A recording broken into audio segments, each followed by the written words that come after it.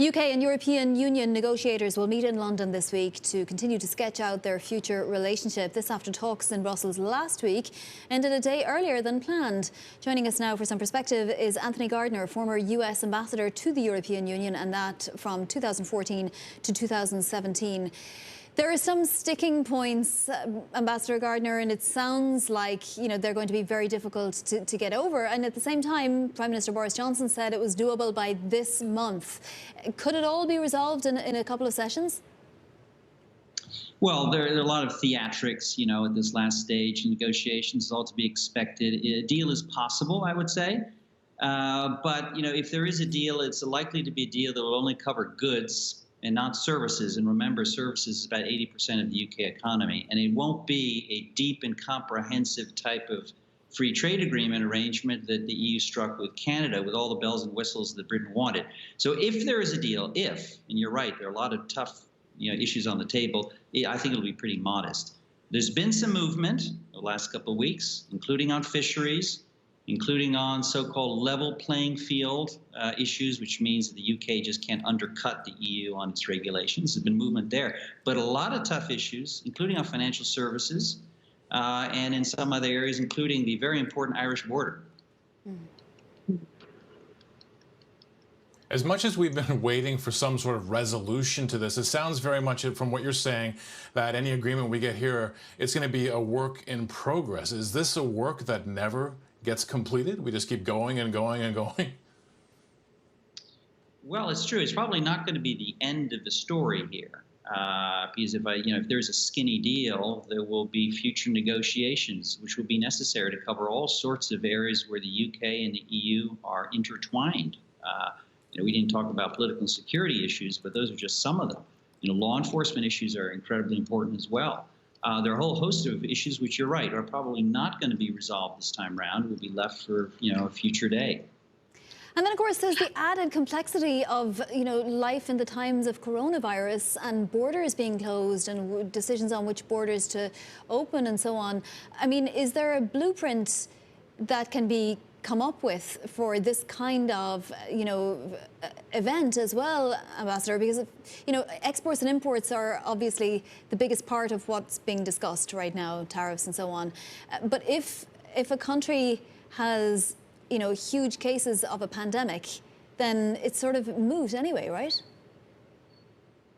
Well, there's been some movement because there are now these bridges, opened between Britain and a number of other countries, a long list actually of European countries where now travel is beginning to return to normal, certainly to the UK and Italy where I am now, Greece, France, Spain, there are a lot of others. The issue is with the United States, as we all know, it's a lot more complicated.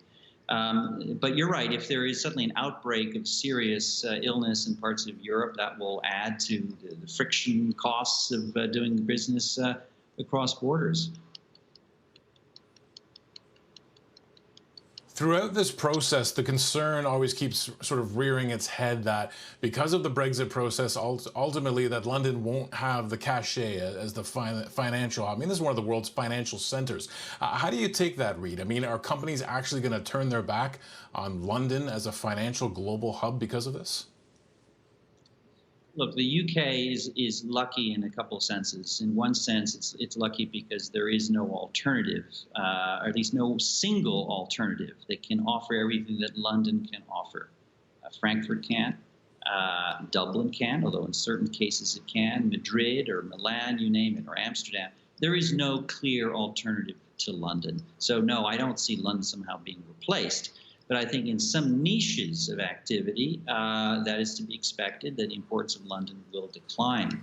One important point for your viewers, which I think kind of encapsulates the problem that the UK and the EU have here, is that the UK is trying to get all of the benefits of being a member while not being a member.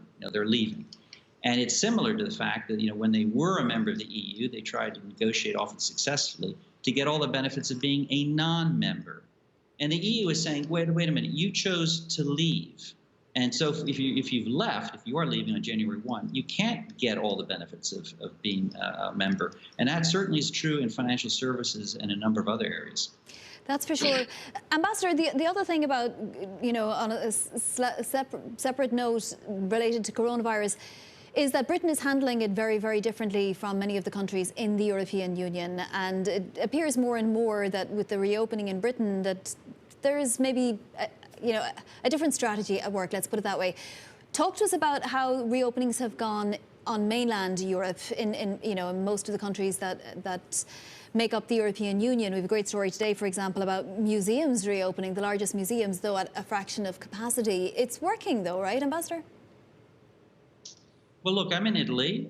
Italy was hit brutally by this, coronavirus, but they took quick, bold, severe steps very early. They listened to the science and they shut down, and in some cases, by a real shot to shut down, not just sort of a partial lockdown, which is what I lived through in London. And you're right, in the UK, they did things differently. I think history will judge the UK pretty harshly, and this government pretty harshly, that they shut down late.